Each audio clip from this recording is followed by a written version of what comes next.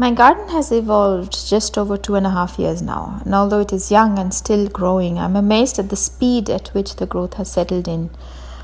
But in spite of the young age, and perhaps because of the steady and fast growth, I can already notice plants that need to be moved around in order to create more space.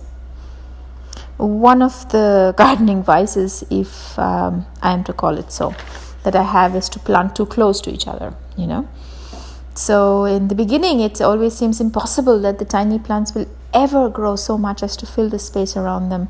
And it is a mistake that all novice gardeners do, and I used to do it and I continue doing it to this day. My thought all the while is that while a bit of jostling and rubbing shoulders amongst plants is not a bad thing, and indeed a dense growth can provide better shelters for birds and small animals, and such was the case actually a few days ago while I was cutting roses for a bouquet, and I found myself looking at a small mouse sitting on a rose branch, which was so thick and lush that it felt quite at home, swaying on the branch much like a swing. As far as the wildlife goes in this young garden, and in spite of Coco's desperate effort to keep everyone at bay, I have a fairly goodish number of toads, lizards, small rodents, lots of birds, and some snakes. The thick growth of the closely packed shrubs and bushes ensures this safety and thus keeps the equilibrium in my garden stable, thus making the use of any chemicals redundant. Which does not mean to say that my plants don't have any disease. They do, they really do, but they're mostly fungal in nature. So what I tend to do is cut back to a healthy branch and hope that all will be well. It isn't really the best of ways, and certainly not a method advocated by the gardening experts. But I have learned, and I'm still learning, to also let certain things be, just because it makes things easier for me. Too closely packed plants certainly does not allow a good air circulation, which is so crucial in good health in plants.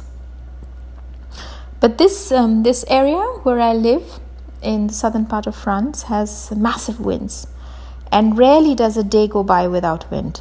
So for one, it definitely clears up all the dust particles in the air, and it's beautiful and blue and clear most of the year round. And two, I feel justified in letting plants grow closely without having too many qualms about it. And I do know that I can always cut back and prune plants if need be to retain their shape, but also to promote the air to circulate. But sometimes all these methods don't help, and plants need to be displaced. This is done best before they have established themselves, mostly within the first 2 or 3 years of planting. And recently I've been going around in the garden this summer trying to gauge the situation and forecast their growth, just to see which plants need to be transplanted and where I need to thin out a little bit and cut back a little bit, just to take stock, which is so important to do. Last winter, I already successfully moved a biggish shrub, which was crowded by some of the other ones surrounding it. And now it has found a better home in light and air. And after making sure that it receives regular and deep watering in the first few weeks, it now looks happy and is thriving in its new place. And it is the same with us as humans. Where we grow up may not be conducive to our growth, and sometimes through transplanting and displacing, do we find a better place where we can not just grow but thrive. And this move is sometimes necessary, oftentimes circumstantial, out of our control. We find ourselves moving from spot to spot in search of that place, that perfect corner on this planet that will hold and support us.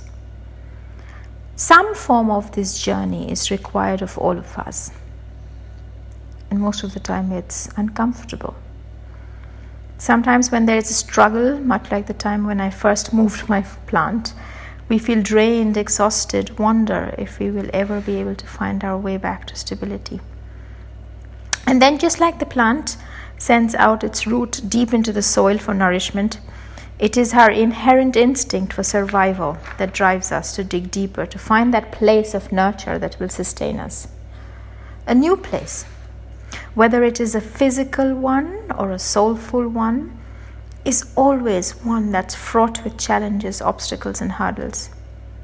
But, and this is where the crux lies, it is also a place of awakening, of reconnect, of transformation. For that, what we could not achieve or become in one place suddenly explodes, and new doors open, new paths reveal themselves. And whilst it is human to be fearful of the unknown, it is also human to embrace the change and forge forward anyway. We can only grow in discomfort. And it is the journey that is to be relished. It is the becoming of it, of what our highest potential is, that makes this life such a wonderful experience.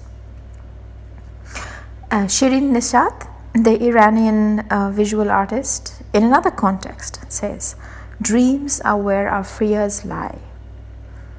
And I think it would not be too inappropriate to take this thought and transform it to say, dreams are actually where we transcend our fears and go beyond our limitations.